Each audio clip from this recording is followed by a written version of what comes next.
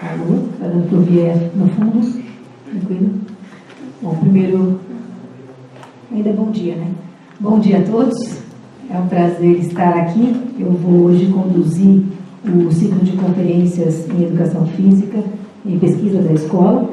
Né? Para aqueles que não me conhecem, eu sou a professora Cláudia Forjás. Eu estou aqui na qualidade de presidente da Comissão de Pós-Graduação, uma vez que a atividade que nós temos hoje no ciclo de conferências, ela está relacionada às comemorações dos 40 anos da pós-graduação aqui da escola. Aqueles que comparecem a esses ciclos, que estão relacionados à disciplina, vinculada a esse ciclo, já sabem que esse ano a escola fez 40 anos no seu curso de pós-graduação e, em função disso, ao longo do ano aí, em vários momentos a gente está trazendo algumas conferências que são relacionadas a esse programa de pós-graduação. E a conferência de hoje, ela vem nesse sentido. A gente tem uma conferência hoje com o egresso do nosso curso. Antes de passar a apresentação do egresso, eu vou só dar alguns recados formais para aqueles que não estão acostumados. A gente vai passar uma lista daqueles que estão inscritos na disciplina. Por favor, assinem a lista com os seus nomezinhos e carinhas aqui. E os demais, a gente pede para que preencham na outra lista o seu número USP, nome. Se não tiver número USP, não tem problema, e-mail, porque o certificado vai depois pelo e-mail através do que foi registrado aqui. Tá? Eu peço para que todos preencham nesse sentido. Passando por aqui depois do pessoal da frente. Bom, como eu disse, hoje a gente vai ter uma palestra relacionada aos 40 anos e, além dessa palestra, para aqueles que tiverem interesse, nós temos começando hoje e continuando no dia da manhã o segundo seminário de crescimento e desenvolvimento motor. Hoje, a partir das 2 horas, nesse auditório, nós temos uma série de atividades e palestras que também estão relacionadas às comemorações dos 40 anos. Então, convido a todos que tiverem interesse e disponibilidade para participar também dessa atividade. Bom, para falar especificamente hoje, a gente convidou o Timóteo Daca. O Timóteo, ele é egresso do nosso curso de doutorado aqui, do programa. Em 2015 ele terminou esse curso, mesmo antes já tinha uma série de parcerias com a gente, com a escola. E o Timóteo é de Moçambique, e ele vai falar um pouquinho para a gente sobre os estudos em educação física de Moçambique. O Timóteo, ele é professor auxiliar da Faculdade de Educação Física e Desporto da Universidade Pedagógica de Moçambique, onde ele atua na área de atividade física e saúde, e ele é diretor do Centro de Extensão Universitária e Inovação dessa mesma universidade. Além disso, o Timóteo é um amigo muito querido, acho que vários conviveram com ele na época do doutorado, e os outros em outros momentos. Eu queria agradecer muito, Timóteo, por você ter aceito o convite e poder contar um pouco para a gente o que está acontecendo lá na sua vida acadêmica atual. Obrigada. Muito obrigado, professora Cláudia, e obrigado, professores. É uma honra eu estar aqui à frente de professores que têm feito a minha carreira e a minha existência, não só como estudante, mas também como profissional nessa área. Este convite eu recebi com muito agrado por várias razões. Pela conexão que eu tenho com os professores daqui da escola, colegas daqui da escola, e a outra razão muito importante é porque eu também este ano faço 40 anos. Ou seja, a pós-graduação faz 40 anos e eu fui convidado para vir falar nos 40 anos da pós-graduação. É uma satisfação enorme. Então, muito obrigado por esse convite. Eu sei que não foi esse critério, mas eu acho que... Mas foi um bom critério. Em 77, quando eu nasci, a pós-graduação não estava a começar aqui. Então, eu senti muito, muito orgulhoso de ter recebido. Então, eu vou tentar organizar a minha fala nesses 5 pontos. O primeiro ponto é a gênese da pesquisa em educação física, foi o tema que me propuseram falar. E nesta ordem de ideia, eu vou emprestar algumas palavras, alguns textos dos professores, para tentar refletir e verificar o que é a pesquisa em Moçambique e como é que ela realmente está a ser desenvolvida. Daí eu ia falar do tipo de pesquisa, sobre a área de pesquisa, e depois eu ia trazer também um pouco da abordagem da minha tese, que eu fiz aqui, e finalmente eu ia trazer a pergunta que eu não consegui responder até hoje, e não sei se eu vou conseguir responder, porque eu estou aqui. Então, na verdade, este quinto ponto é um ponto que eu coloquei na apresentação, tirei várias vezes, voltei a colocar. Então, foi desde que eu recebi o convite, eu fui fazendo isso, vai e vem, vai e vem, vai e vem. Acabei decidindo colocar, porque faz parte da minha história, faz parte da minha existência, e cá estou para falar dessa história, que também faz parte da tal pesquisa. Bom, a gênese da pesquisa na educação física em Moçambique não passa dessa paisagem, né? Essa paisagem passou por uma fase em que os grandes mentores dessa realidade mantêm isto como uma imagem, uma identidade de Moçambique para a pesquisa. Quando se fala da pesquisa em Moçambique, educação física, nós vemos esta casa. Esta casa é a nossa cátedra, é a nossa catedral, onde nós temos toda a ideia da pesquisa à volta dela. Mas ela é feita de pessoas. São essas pessoas que, tão jovens, começaram a trazer essa ideia, e eu nessa altura não existia, mas eu encontrei eles, e foram com eles que eu fui aprendendo várias coisas que existem da pesquisa da educação física. Nessa ordem de ideia, fui publicar várias coisas, né? Vários livros. Ou seja, vocês têm acesso a essas coisas, têm acesso a esses artigos, têm acesso a essa especificidade. Provavelmente alguns artigos que eu não consigo ter acesso, mas é que vocês têm acesso a isso. Então, do ponto de vista da síntese, esta pesquisa está muito ligada à formação do corpo docente. Aqueles mentores tiveram esta ideia: vamos formar pessoas para realmente darem conta do recado que estavam a ser exigidos, né, para conseguirem competir, né, com várias parcerias que eles tiveram. Então, há uma forte influência de parcerias em que a Escola de Educação Física do Porto e outros quadrantes, também esses mentores todos conseguiram trazer para essa realidade. A introdução de cursos de pós-graduação também foi um grande desafio que a escola lá de Educação Física, a Faculdade de Educação Física teve, mas sempre esteve atrelada às parcerias.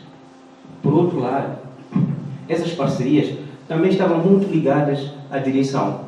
As pessoas que era a cabeça da direção da escola, mantinham essa ligação e faziam essa relação em que quais são as parcerias que são mais importantes e qual é o rumo que tem que dar a escola. E isso, eu chamo a atenção a isso. E aí foram organizados vários seminários, foram organizados vários congressos e foram organizadas várias conferências. Então, houve um grande movimento, não é, muito ligado a esta liderança, a este poder de liderança de uma instituição, para realmente formar um corpo docente capaz de responder a um desafio, a uma demanda que era exigido a uma certa altura. Então, o tipo de pesquisa, eu fui buscar 94 artigos. Esses artigos de 1993 e 2017 são artigos todos ligados a Moçambique. E esses artigos foram artigos publicados. Aí eu convidei 3 avaliadores. Esses avaliadores com uma certa experiência e tinham uma grande ligação com a faculdade, que são aqueles docentes, e eles foram atribuindo uma certa classificação. O que eles achavam disso? Mas, para esse raciocínio, eu pedi a eles que eles tivessem o cuidado de perceber o que é pesquisa básica e o que é pesquisa aplicada, e fui buscar um texto do professor Goa, distribuímos para ele e discutimos isso, para a gente perceber, e eles atribuíram uma avaliação daqueles 94 artigos. Nesta ordem de ideia, esses mesmos avaliadores classificaram da seguinte forma, não é? Vejam que há uma desproporção entre o que eles entendiam de pesquisa básica e pesquisa aplicada. Daqueles 94 artigos publicados que eu pedi aos 3 avaliadores. Então, o que eu fiquei como é que eu reti? Percebi que os avaliadores tinham percepções diferentes, de que eles estavam na pesquisa básica ou estavam na pesquisa aplicada. Não é? O que era pesquisa básica, o que é pesquisa aplicada. E também, todos eles não conseguiam atingir tanto a pesquisa básica como a aplicada, não tinha a fatia de 50%. Isso foi um marco que chamou uma atenção importante dos 3 avaliadores. E depois, eles comentaram, disseram que havia dificuldade de fazer a avaliação pela abrangência temática dos próprios artigos publicados. Para além disso, eles perceberam também de que havia carência de periódicos locais que possibilitavam com que esses artigos fossem publicados com uma certa frequência e regularidade. Então, eles também chamaram a atenção para a cuidado da produção, que carecia exatamente de uma avaliação para perceber qual é o seu impacto. Então, esses são a vermelho, foram questões que eles comentaram e enviaram os 3, né? Fiz uma síntese e trouxe aqui para dizer, olha, o estado da pesquisa é esse. As subáreas da pesquisa, eu também fui emprestar alguma subclassificação do professor Lobo, e eles sabiam como é que é isso. Os mesmos artigos 94, eles tinham que dizer onde é que esses artigos se enquadravam, em função às subáreas. E vamos ver. Vejam, um quadro é este. Nós tínhamos uma grande abrangência na cinematogrametria, esses artigos. Depois passou para desenvolvimento motor. Depois passou para aprendizagem motor. Então, foram elementos em que os 3 avaliadores atribuíram, os artigos estavam assim distribuídos e havia uma certa distribuição à volta dessas áreas. Para a pesquisa básica. Para a pesquisa aplicada, estava na epidemiologia do desporto, estava na educação física escolar. E isso chamou a atenção. É interessante ver que, apesar de eles terem tido essa dificuldade, os próprios avaliadores foram capazes também de ir para sub-áreas específicas e atribuir uma certa pontuação, e atribuir um certo valor e trazer aqui uma ideia de que há necessidade realmente de nós percebermos que a área de educação física tem essa abrangência que é preciso ser considerada. Daí, nós podemos ver a pesquisa básica e a pesquisa aplicada. Então, chama muita atenção de que o estádio da nossa pesquisa está nessas áreas. Então, depois eu me propus falar um pouco da tese. A tese que eu fiz aqui, no doutoramento, orientado pelos professores, o professor Hugo e o professor Cristian, em que falava da comparação, um estudo comparativo dos efeitos biopsicossociais dos 2 programas. A ideia qual é? É perceber que a população idosa está a crescer e que esta população idosa tem uma tendência de urbanizar ou viver na zona urbana, e dentro desta urbanização havia esta problemática dos fatores de riscos à volta do sedentarismo, que estava a afetar em termos de prevalência e incidência para a população idosa. A transição epidemiológica prolongada era um elemento fundamental que caracterizava também essa população, acaba até certo ponto acabava ficando abrangida. Os encargos de saúde pública estavam mais concentrados também para essa problemática de resolver mais problemas das crianças, com uma certa reserva para os idosos. Então, do ponto de vista da literatura, foi-se perceber que esta questão do envelhecimento saudável era um desafio que devíamos ter em conta. Ao ter em conta isto, levantava-se a existência do de que os programas de exercício eram uma alternativa.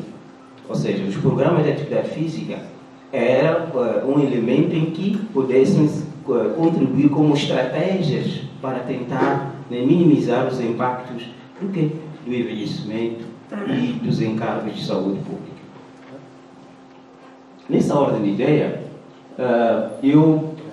nós fomos perceber dentro da literatura de que esses programas, né, tinham umas certas características específicas. Esses programas tinham procedimentos metodológicos, eles se equacionavam em função a modelos específicos, e esses modelos nós chamamos de modelo formal e modelo lúdico. O que nós chamamos de formal? Do formal, falamos de que o modelo formal seria aquele em que a dimensão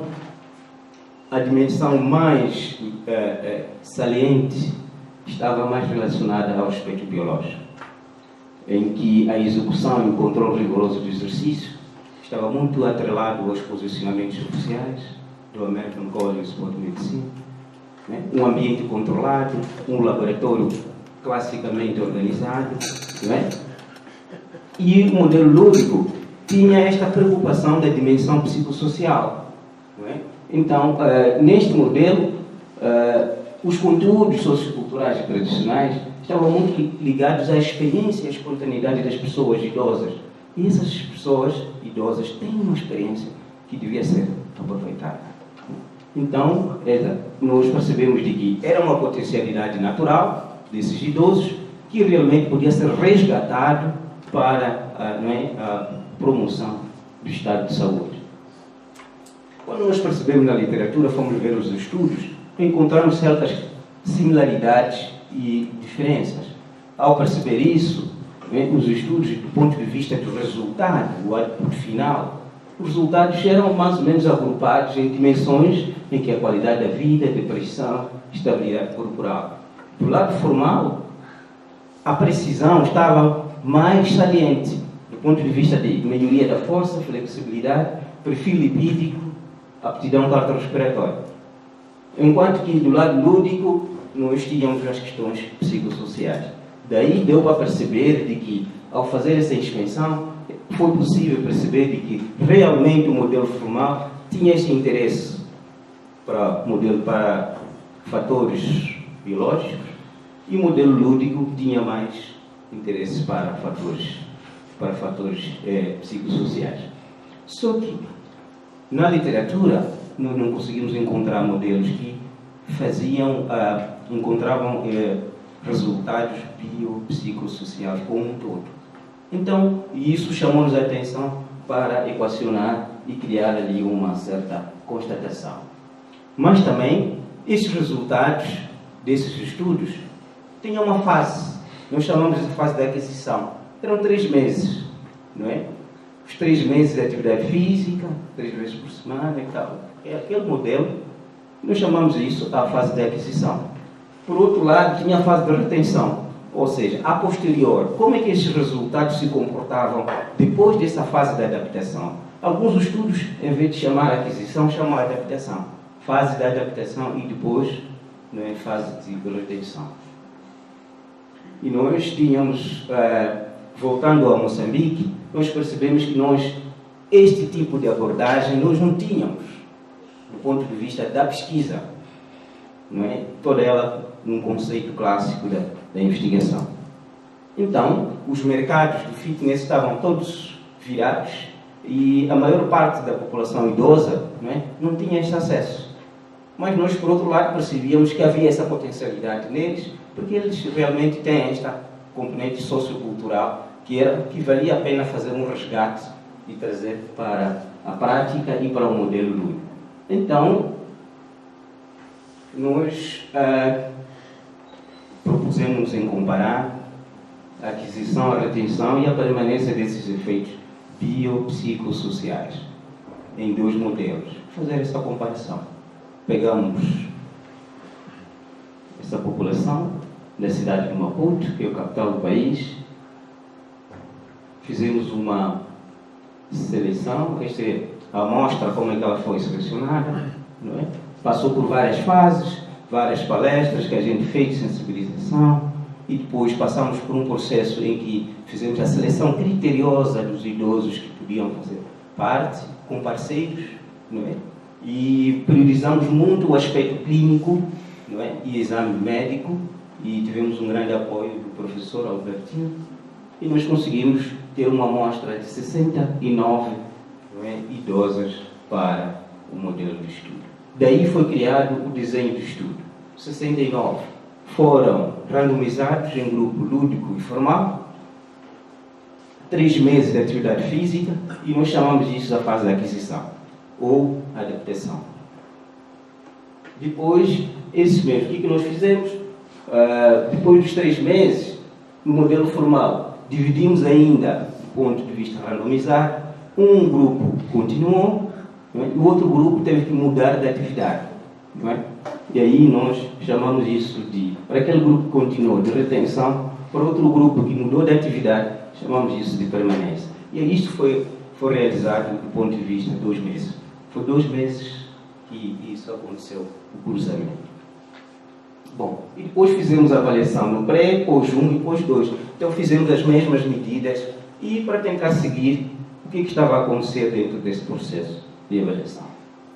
O procedimento formal, tanto lúdico, foram 60 aulas ao todo, 3 vezes por semana, 1 hora de atividade física na faculdade de Educação Física e Desporto, em que eles iam lá ter as atividades, orientadas por monitores que nós treinamos para o efeito. Então, é só para mostrar aqui o modelo formal, em termos de atividade. O que nós fizemos? Nós atribuímos eles andavam de bicicleta todos os dias, 20 minutos de atividade, uma velocidade de 50 a 60 repetições por minuto, havia um incremento da carga, um watts, e uma intensidade controlada. Cada um deles fazia isso ao longo desse processo. Para além disso, nós atribuímos aqui mais 8 exercícios de musculação. Adicionamos. É isso nos tendo sempre a ideia do modelo clássico ou do modelo tradicional, que é o American College como orientação. O grupo lúdico, nós fomos resgatar algumas atividades. Nós fomos resgatar algumas atividades recreativas ativas dessas senhoras, não é? Fizeram jogos e danças tradicionais moçambicanas. Então, e eles também fizeram várias outras atividades que eram todas categorizadas nesta dimensão de atividades recreativas ativas. Então, as nossas medidas. Nós tínhamos claramente mapeado que nós íamos trabalhar na dimensão biológica e psicossocial. Na dimensão biológica, nós assumimos a antropometria, fatores de risco, atividade física, aptidão física, a partir de uma bateria de testes do Riddle James.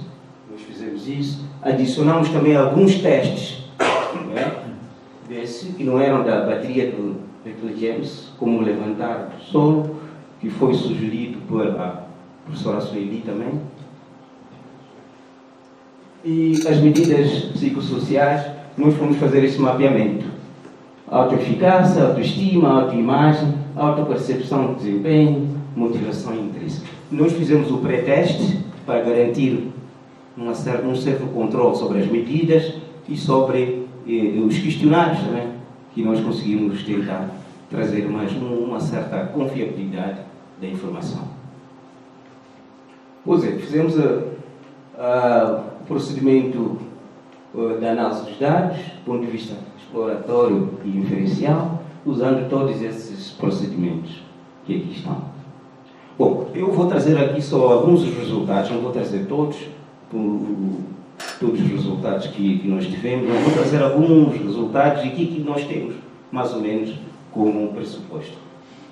Do ponto de vista da atividade física, nós fomos perceber de que elas, as idosas, são extremamente ativas. Ou seja, logo no baseline, elas mostravam que elas eram ativas. E esta informação foi importante para nós conseguirmos também equacionar, colocar na equação para dividir os grupos. ao fazer o randomizing, nós utilizamos isso.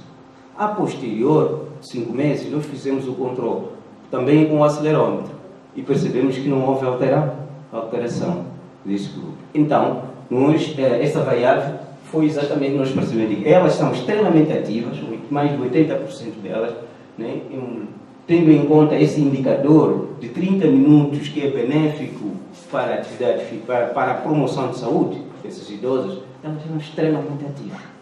Então, era uma população diferente. Então, na fase da aquisição, o índice na massa corporal, pré e pós, não mostrou. O índice da massa corporal mostrou que não houve diferença entre os grupos, não houve alterações entre os grupos. O nível de colesterol, também não houve alterações entre os dois grupos, formal e lúdico, embora dentro do grupo tiveram alguns sinais que nos fazem repensar que há algo que nós precisamos explorar cada vez mais do ponto de vista da análise dos dados, da informação que está lá. Ou seja, entre grupo havia algumas alterações do colesterol. Triglicerídeos, também aconteceu o mesmo, não é? A informação mostra-nos claramente de que entre os grupos não houve alteração, mas dentro do grupo houve algumas alterações do pré-pós. Estamos a falar sobre 3 meses de atividade. O nível de adesão foi muito elevado, chegou a 80% de participação. Ou seja, não tivemos desistências, assim, números assustadores. Do ponto de vista da aptidão cardiorrespiratória, que era o teste de caminhada, não é? Eles melhoraram, tanto no grupo formal como no grupo lúdico, nos 3 meses. E nós podemos perceber aqui o que aconteceu. A autoeficácia, que é a confiança de eles continuarem a fazer o exercício, mostraram de que eles também melhoraram. Ou seja, elas tinham a capacidade, queriam continuar a fazer o exercício. Então, isso foi extremamente importante dentro do grupo. Então, na fase de retenção e da permanência, os outros 2 meses, nós temos informações um pouco... Isto foi o que nós conseguimos observar. Ou seja, vejam, para todos os subgrupos, não é? Houve alterações, não é? A alteração é pequena, mas houve alteração lá, né? Significativa, né? Que mostram com que provavelmente há uma informação que nós podemos tentar buscar e tentar perceber o que está a acontecer. Quando nós vamos perceber que é iniciar o exercício com um modelo lúdico, depois passar para um modelo formal, provavelmente seja uma prática que pode nos ajudar a controlar a gordura corporal. Não é? É um sinal. E isso nós precisamos de fazer um estudo para ver realmente o que está a acontecer. Mas esta foi uma informação muito, muito interessante que nós conseguimos perceber de que há um sinal. O indivíduo começa com o lúdico e depois faz o formal. Então, é uma percepção que nós podemos fazer outro estudo no sentido de ver realmente o que está a acontecer. Se isto é real ou só foi mero acaso desse estudo.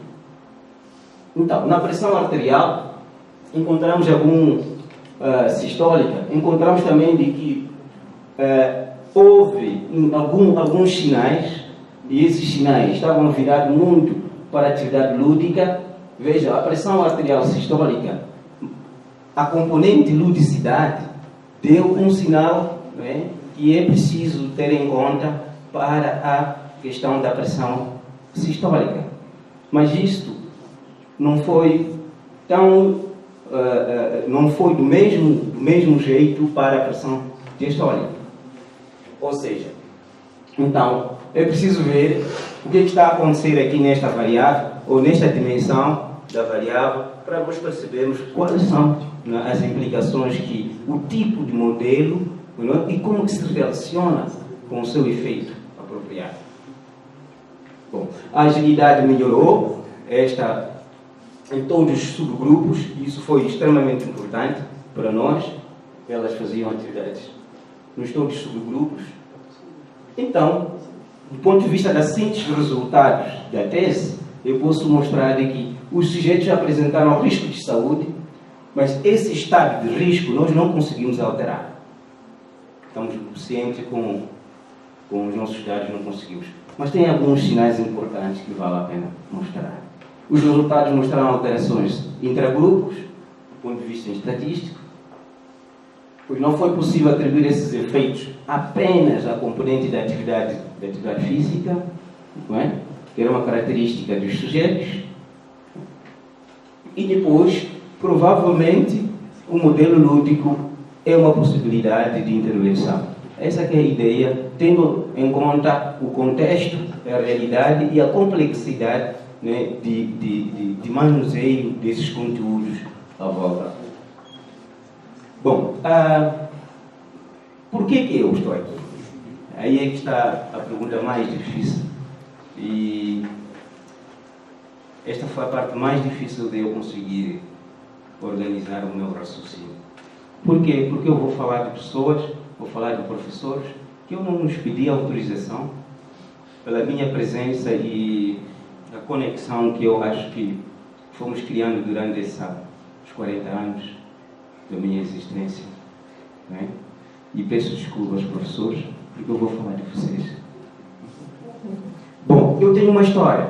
Isso é que é verdade. Essa que é a parte mais interessante da pesquisa. Eu tenho uma história. Construí uma história. São 40 anos e eu estou a fazer uma história. E a minha história é feita pelos professores, é feita pela colaboração de vocês todos. E cada um deles, o que a pesquisa me ensinou, o que a pesquisa continua me ensinando, o que eu devo à pesquisa. Eu não devo, eu devo à pesquisa. Tudo o que eu sou hoje, graças a Deus. E graças a essas pessoas. Primeiro é a professora Mabel, que desde cedo ela me recebeu na universidade, sem me conhecer do lado nenhum, e ela assumiu que eu era filho dela. Desculpa, estou mais emocionado que outra coisa. São muitos anos nisto. E ela sempre me encontrava com livros e dizia: não conheço a tua cara metade. Não vou ter só o êxito acadêmico. Tenho que ter um êxito social. E eu, para ter ela sempre próximo de mim, a primeira filha minha, pedi a ela que desse nome. Então tenho a professora Mabel em minha casa. Até hoje e para sempre. E eu agradeço isso. O professor Leonardo também foi outro que me recebeu com muito carinho e sempre disposto a me ajudar. Chamou-me várias vezes de idiota. E eu não sabia o que era. Quando eu lhe perguntei, disse: tu pensas? Até que foi o professor Cristian que me esclareceu. Mais tarde, que eu era o idiota. Muito obrigado, professor. Mas até esses anos todos, eles me ajudam. Eles estão sempre comigo. Eles fazem o que eu sou hoje. O professor Guila, quando eu fui apresentar a ela a ideia de estudar os idosos, pela primeira vez ele encontrou-me a trabalhar na Associação dos Aposentados. Eu organizava os aposentados para receberem comida. E eu disse: eu quero fazer uma pesquisa com os idosos. E ele dizia assim: faz pesquisa naquilo que você mais gosta. Pela primeira vez. E eu agradeço a esse professor. O professor Brista, vocês despeçam a apresentação, nunca me disse sim, mas o sim dele se transforma em várias realizações. Ele diz assim, que o texto dele que escreveu para 40 anos tem essas palavras lá, não é? E para eu ter ele mais próximo de mim, eu pedi ele para dar o nome à minha filha. Ele deu o nome à minha filha, que jamais me esqueço. Está sempre comigo. E uma das vezes, quando eu dava as minhas palestras, eu pedi ao professor Cristian para sair da sala. Ele nunca se recusou. Ele criava-me um calafrio. Ele sabia as minhas limitações. Ele sabia o que eu tinha para dizer ou não tinha para dizer. Isso para mim é muito importante que é pesquisa. E ele sempre obedeceu. Mas eu só consegui vencer isso quando ele deu o nome à minha filha. Porque todos os dias que eu acordava, eu via o professor Cristo e vejo o professor Cristo. Estava na minha casa. E ele dá presente todos os anos à minha filha. Eu tenho que agradecer a senhora. Eu chamei ele de general. Ele reclama ser marechal. Está a reclamar ser marechal. Eu estou a pensar como é que eu vou fazer isso. Mas, uma vez eu disse ao professor, professor, o trabalho é a nossa defesa. Ao meu professor Cristo. De tanto ouvir não. Mas não era um não qualquer, era um não carinhoso. De pai, alguém que está a organizar as coisas, está a organizar a minha vida. E ele é fruto, eu sou fruto desta relação. Não posso esquecer isso. Professor Alberto, já não se recorda disso. Desculpem este parênteses. Em 2008, ele convidou-me para eu vir estudar nessa escola, no congresso em Porto Alegre. Procurou por mim, saiu do hotel, passou por todos e por tudo, foi atrás de mim, chegou e disse, quando vieres ao Brasil, visita a minha escola. Quem sabe um dia poderás lá estudar. E isso se concretizou. Muito obrigado, professor. E me deu presentes. Naquele dia, me deu presente. Aqui que eu estou, quando eu terminei o meu doutoramento, ele me entregou sempre este dispositivo, um estojo, para que eu me recorde sempre dele. Essa é a minha história. Isso vocês não vão encontrar em nenhum paper. Não tem como encontrar. Porque eu nem sei como escrever isso. Mas é a pesquisa. O professor Maia, os alunos do professor Crista estudavam sempre com o professor Maia. Tinha essa tendência. Eu não conhecia o professor Maia. No corredor, o professor Maia disse assim, tu que és o Timóteo, não vai estudar comigo. Peço desculpa, Timóteo. Olha, mas ainda bem. O professor Maia disse isso para mim. Eu, sem abrir a boca, ele só reparou para mim, tu és o Timóteo, não vais estudar comigo. Ele nem me ouviu. Nem me deu a possibilidade de ouvir e dizer alguma coisa. Eu nem sabia o que queria estudar. Mas foi o mesmo professor em 2014 que ele disse, depois de uma apresentação que eu fiz, me abraçou e disse, Timóteo, eu retiro as minhas palavras. Veja isto. Cuidado com o tempo nas tuas variáveis que estás a analisar. A partir daí eu comecei a estudar aquela questão de tracking, de mudanças, que não entendi até hoje. Nem eu. Desculpa, professor, não entendi até hoje. Professora Cláudia, professora Patrícia, sempre uma história muito linda. A passear pelo Maputo, eles estavam a visitar, eu deixei a minha filha com ela. E a professora Patrícia, as pessoas vinham lá perguntar a ela, está tudo bem? A minha filha disse, está tudo bem. Quem são essas? Tias. Todo mundo passava lá a perguntar a ela. Mas a professora Patrícia e a Cláudia, sempre que foram a Moçambique, levaram livros para eu educar os meus filhos. Isso é uma pesquisa. Sempre me deram presentes para os meus filhos. Isso para mim tem muito significado. E ela hoje, esta menina, tem 10 anos, está no 5º ano e cuida da minha casa mais do que ninguém. Eu agradeço. A professora Sueli, andei a cidade de São Paulo toda a conversar com ela. Eu conheci ela pelos textos e depois o professor Cristian me apresentou. Eu comecei a andar com ela. Toda a cidade de São Paulo. E isto foi muito importante para mim. E ela dizia assim, saiba cuidar dos idosos. Foi uma grande lição que ela me deixou. Professor Bento, eu perguntei a ele, o professor era filósofo ou era pedagogo? Ele respondeu, eu sou Jorge Olimpo Pérez. Eu fiquei confuso. Mas ele disse assim: quem está a ser avaliado aqui, Timóteo, quem está a ser avaliado aqui é você, não eu. Eu já fiz as minhas avaliações e foram muitas. Melhora a tua capacidade de análise. Não seja ingênuo, inventa palavras novas. Isso foi o professor Beto que me disse. Foi o meu professor no mestrado, foi o meu professor no doutorado, e eu leio os textos dele com muito carinho. O professor atual, em visita em Moçambique, ele disse: Timóteo, em Moçambique as pessoas dançam, o corpo é movimento. Eu perguntei: o que isso quer dizer? Ele dizia assim: não sei. Só sei que existe uma linha de pesquisa que ninguém está a explorar em Moçambique. Foi o professor atual que me chamou essa atenção. Como não podia deixar, o homem do transatlântico sem rumo, o professor Go, e eu todo aflito, eu fui ter com ele: professor, eu não estou a entender isto.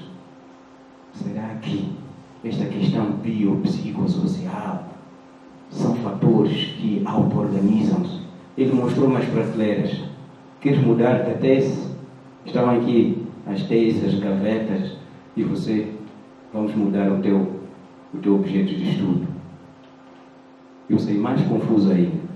Mas foi o mesmo professor que diz assim: os fenômenos não lineares são os mais interessantes para serem estudados, com rigor e com muita dedicação. E ele sempre escreve isso para mim: gasta o teu tempo com as questões acadêmicas. Isso foi o professor Go. Não ficou por ali. Brevemente ele disse: o rei da África está de volta para o meu cansaço. Foi o professor Go. Quando ele soube que eu vinha. Muito obrigado, professor. Conhecimento ensina. Será que o ensino ensina? Eu não sei quando eu vou responder, mas vou tentar. Quando não sei. Muito obrigado, professor. Mas quando terminou a tese, ele veio para mim e disse: Timóteo, valeu. Por quê? Porque o professor Humberto fez uma pergunta muito difícil na minha tese, na minha banca. Eu disse: essa pergunta só o meu orientador pode responder.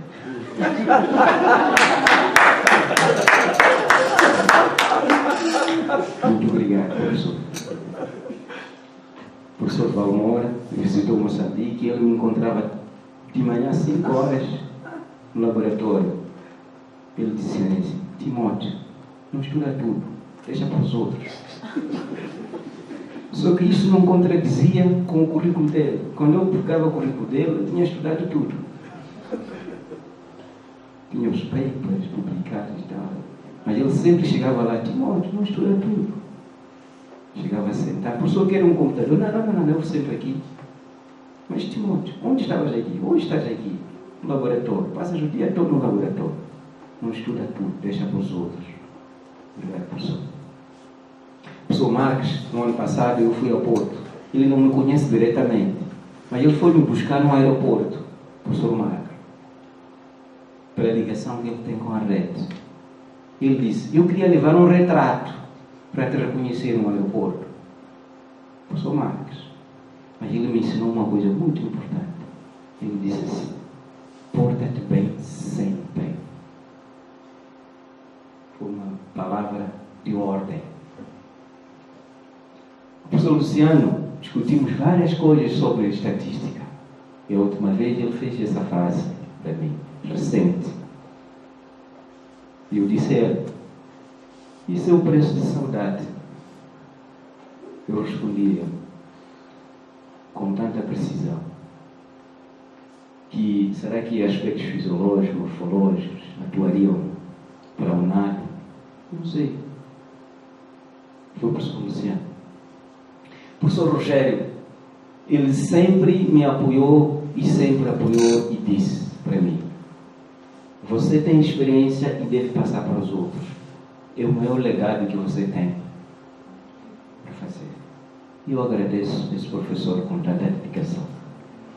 Este grupo, cada um deles me apoiou em vários momentos ímpares, momentos imprescindíveis.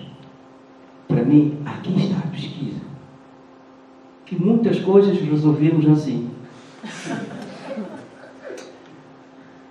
Ou seja, nós conseguíamos tirar o Lacon da USP para fora, Casa do Norte. O Lacon era discutido às vezes as coisas lá. E muitas coisas que eu não sabia foram realmente esclarecidas neste ambiente com amigos, que eu agradeço, que é a minha história. Também não podia deixar de dizer que, olha, este grupo das senhoras, que há mais de 10 anos, eu quero continuar a devolver a eles esse sorriso com base na pesquisa. Que elas fazem 10 anos, para onde fazem 9 anos de existência. Que é o meu desafio, é a minha existência. Não tenho outra saída. Criei uma família, novos, do ponto de vista da síntese, já estou a terminar. A pesquisa em Moçambique não está apenas nas publicações, mas sim na conexão entre pessoas de elevado carisma e consideração. Os caminhos e caminhos da vida só continuam a fortalecer a pesquisa num verdadeiro compromisso entre pesquisadores. Existe um compromisso entre os pesquisadores. A pesquisa atribui a identidade de estar no lugar certo e na hora certa. Não há fronteiras para a pesquisa, embora deve ser realizada com amor e compaixão.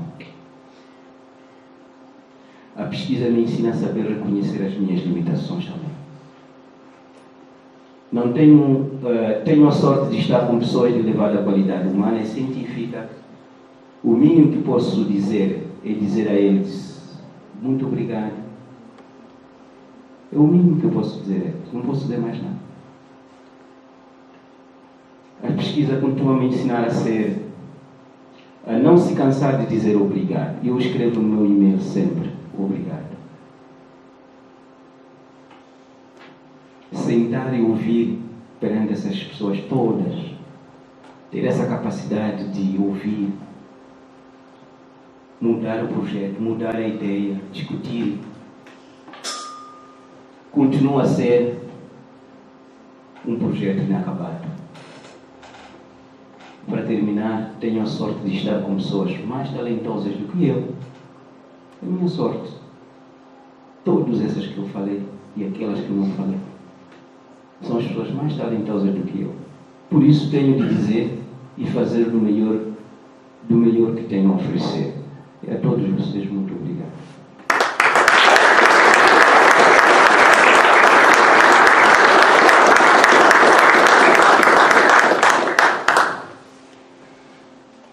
Obrigada, Timóteo.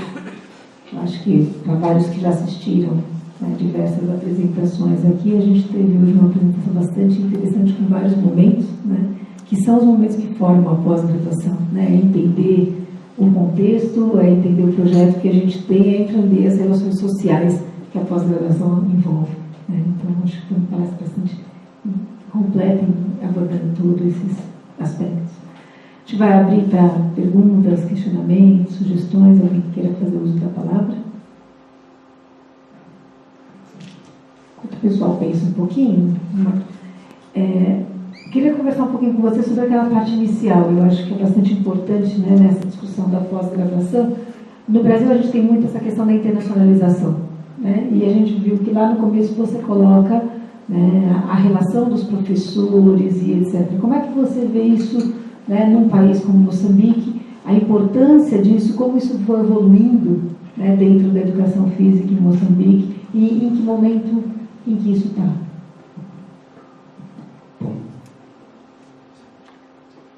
Bom, obrigado.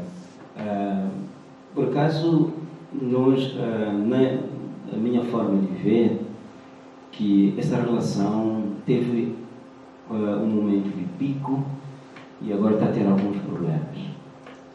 E vários fatores podem ser equacionados e podem ser colocados na mesa para tentar perceber o que é que realmente está a acontecer. Mas eu acho que quando eu me predispus a fazer esse levantamento, esta ideia, é exatamente para dizer como resgatar isso.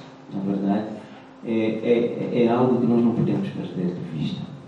a internacionalização. Hoje a pesquisa não tem fronteiras, como eu falei, não é? E nós só crescemos com aqueles que realmente estão a crescer, com aqueles que realmente têm a oferecer. Então, a ideia básica que eu vejo é no sentido de que a nova geração tem que começar a priorizar essa internacionalização, não é? E sair e continuar a ter, especificamente, por exemplo, ao nível de doutorado, eu acho que temos que continuar a tirar pessoas para fora do nosso país, do nosso contexto. Né? Ainda precisamos muito dessa realidade. Esse é o primeiro ponto. O segundo ponto, existem parcerias e pessoas que já têm uma certa identidade e também quero pedir que não se cansem por continuar a dar essa parceria, essa força, independentemente do contexto daquilo que está acontecendo. A escola é a escola e a identidade da educação física é a identidade das pessoas. Não é de uma pessoa ou daqui, mas é um conjunto, um contexto que é um compromisso, não é? Que eu aqui, no fim da minha apresentação, eu disse, é a ligação e o compromisso entre pesquisadores. Alguém gostaria de colocar uma? Já que vocês não querem, eu vou colocar mais um. Na realidade, é uma questão que eu tenho, eu já vi o Prista falar disso em alguns momentos, né? E aí no teu estudo a gente vê também isso, né? A gente costuma muito usar a pesquisa que é feita em outros lugares e a gente absorve isso, né? Aqui no Brasil, Europa, Estados Unidos, a gente parte do princípio que os resultados que estão sendo obtidos em outros lugares, eles são altamente aplicáveis e a gente parte a usar esses princípios como se fossem aplicados na nossa população. E o Prista já viu isso com crianças há uns anos atrás, e agora você traz isso, por exemplo, com as idosas, quando você mostra que o nível de atividade física dessas idosas é totalmente diferente do que a gente tem nos outros países do mundo, né? Em que o grande problema é o sedentarismo, e aí, pelo menos, se usar os cortes tradicionais, eles estariam totalmente fora da sua amostra. A sua amostra poderia ser considerada como uma amostra altamente ativa, né? Então, até que ponto você vê essa questão, né, do uso da informação obtida em outras culturas, quando a gente fala especificamente de aptidão física, atividade física e etc., para a cultura específica de Moçambique, africana e assim por diante? Eu tenho uma questão muito clara nisso, no sentido de que nós temos que usar sempre um padrão. Os padrões internacionais são muito bons para nós se identificarmos, que nós existimos. Mas também não podemos perder de vista a contextualização, não é? Ou seja, o outro exercício que tem que ser com muito cuidado e com muita mestria a ser elaborado, é no sentido de identificar o que é realmente ser ativo para aquela população.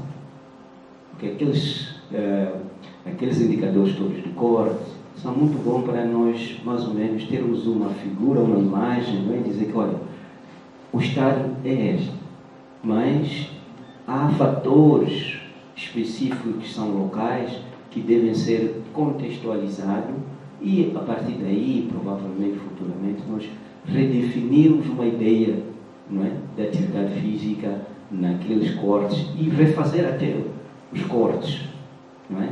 Porque os cortes da Organização Mundial de Saúde mostram exatamente que, até certo ponto, essa população ultrapassa esses. Então, nós precisamos dizer, nessa primeira fase foi necessário e é bem-vindo, dizer que nós existimos e, em função a essa realidade que é internacional, nós nos posicionamos aqui e aqui.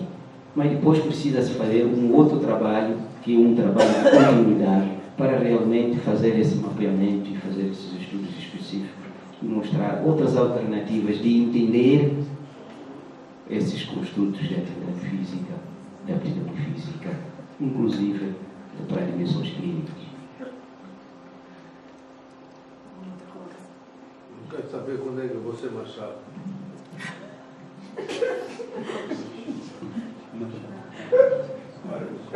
Você com o público aqui podia se explicar.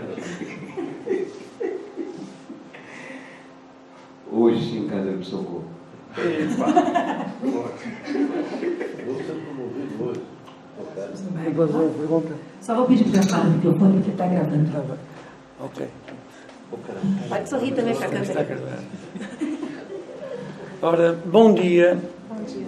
Eu li e ouvi com muito cuidado as palavras deste meu colega, mas não sei se são exatamente aquelas que eu disse, portanto, não há uma contraprova, mas se eu disse essas palavras, ainda bem que as disse. Não sei o que é que me levou a dizer essas palavras, de facto, não sei. Mas estava escrito nas estrelas que não podias estudar comigo. Tinha-se que estudar num outro céu, num céu diferente, um céu bem mais bonito do que no Porto. De modo que, ainda bem que as disse. E parabéns, eu de facto fiquei muito emocionado com o modo como apresentaste o que é ser pesquisador. E que ninguém de facto anda sozinho. Muito obrigado pela tua magnífica lição. Muito obrigado.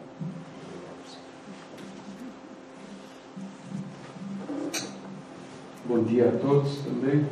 Eu não tenho nenhuma pergunta a dizer, eu só queria cumprimentar o Timóteo, nessa mesma linha do professor Maia. Primeiro, cumprimentá-lo pelos 40 anos, não é? Isso é uma alegria, não sabia disso. Com uma diferença do nosso curso, que teve nota 7, e você tem nota 10. Essa é uma diferença notória, mostra que o seu nível é superior a isso tudo. E a minha manifestação é só para aderir àquilo que já disse ao Maia, onde com toda uma aparente insegurança, não sei se vou responder a quinta questão, você foi muito além dessa questão e nos colocou a essência do que é fazer pesquisa, do que é ser pesquisador, dentro de um contexto que sabemos que vocês praticam isso lá em Maputo desde sempre, que é a busca do projeto coletivo, que é o trabalhar em um grupo, efetivamente, com todas as diferenças, com todos os nuances, não é? Isso é um exemplo para todos nós, que já estamos cheios de vícios, cheios de amarras, coisas por vezes não tão facilmente superáveis, não é? Quer dizer, parabéns, continuem nessa linha e que o sucesso continue aparecendo, não só desse ponto de vista humanitário, civilizatório, humanista, não é? Mas também do ponto de vista daquilo que podemos em muitos momentos classificar na ciência como perverso, que é a produtividade, a competitividade, por assim dizer, a excelência, que lá também já está presente. E nesse contexto queria parabenizá-los mais uma vez. Cláudia se referiu à questão da internacionalização, como que se busca isso. Eu acho que vocês estão mostrando no doutorado de vocês, o curso começou internacional, né? O curso tem uma vocação internacional e eu acho que aí é uma questão de tempo para que o sucesso se declare, se apresente, né? E daí então você não vai poder acrescentar mais outros temas na sua apresentação, a não ser só essa última quinta questão, que ocupa, por assim dizer, o tópico central de tudo aquilo que vocês fazem, né? Parabéns pelos 40 anos, parabéns pela excelência da sua colocação, Timóteo. É um prazer imenso ouvir. Mais alguém? Eu queria agradecer ao Timóteo pela palestra, pela presença, parabenizá-lo.